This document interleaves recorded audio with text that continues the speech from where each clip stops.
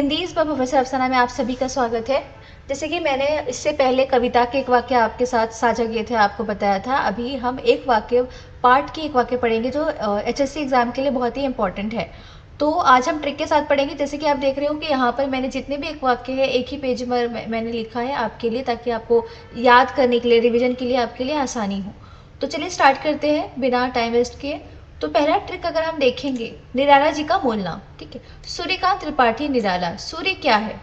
सूर्य क्या है? निराला है। तो ये आप ट्रिक इस्तेमाल कर सकते हो। उसके बाद महादेवी वर्मा को कौन सी उपाधि दी गई? महादेवी वर्मा ये शब्द आता है तो आधुनिक मीरा ये उपाधि है। उसके बाद सुदर्शन जी का मूल नाम। यहाँ पे निराला जी का भी मूल नाम पूछा गया है, सुदर्शन जी का भी मूल नाम पूछा गया है, इसमें कंफ्यूज नहीं होना है। सूर्य निराला है और बद्रीनाथ जी के दर्शन हो गए। ठीक है, सुदर्शन जी, बद्रीनाथ।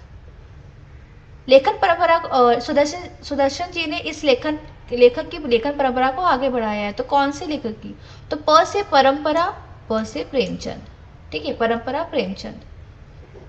कन्हैयालाल मिश्र प्रभाकर। कन्हैयालाल मिश्र प्रभाकर जी की रचना के बारे में हम देखेंगे तो ये मैंने बहुत ही दो आसान रचनाएं लिखी है। जिंदगी मुस्कुराई, जिंदगी लहलहाई। तो दोनों सेम ही है, तो आपको याद करने के लिए आसान होगा। अगर इनकी भाषा शैली पर प्रश्न पूछा जाता है कि भाषा शैली कौन सी है, तो सहज, सरल है और मुहावरेदार है। ये आपको याद रखना है।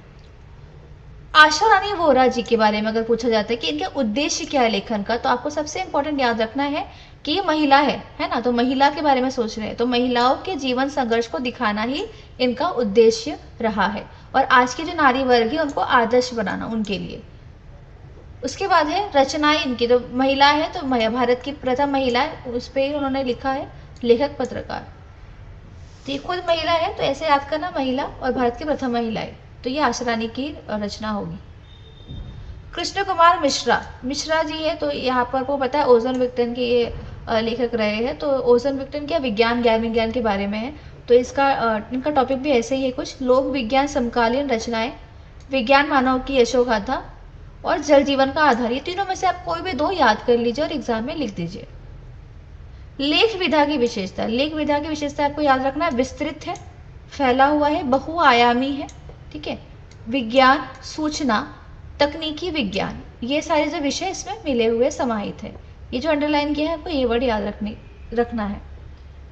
कोख जाया कहानी, हिंदी कहानी का अनुवादक। इनके जो अनुवादक है, इनको जिसने अनुवाद किया है, तो इसका ट्रिक ये है कोख। कोख क्या है? वैद्य। ठीक है, वैद्यनाथ। कोख आएगा तो वैद्यनाथ याद रखना है। कहानी विधा की विशेषता है। तो क्या विशेषता है कि ये जीवन के किसी एक अंश के बारे में इसमें चित्रण होता है। एक अंश या एक प्रसंग, प्रसंग ना कोई एक घटना। ठीक है, तो ये हो गया एक वाक्य। अगर आपको ये एक वाक्य समझ में आया हो, पसंद आया हो, तो आप प्लीज़ अपने दोस्तों के साथ भी शेयर करें ताकि उनको भी इसका फ़ायदा मिल सके, क्योंकि एग्ज़ाम बहुत ही नज़दीक है। और इस नोट्स का जो PDF है, इसका जो लिंक है मैंने डिस्क्रिप्शन में अपलोड किया है, आप प्लीज़ वहाँ से ये नोट्स ले सकते हैं। So all the best, thank you so much. Like करें, सब्सक्राइब करें और शेयर करें।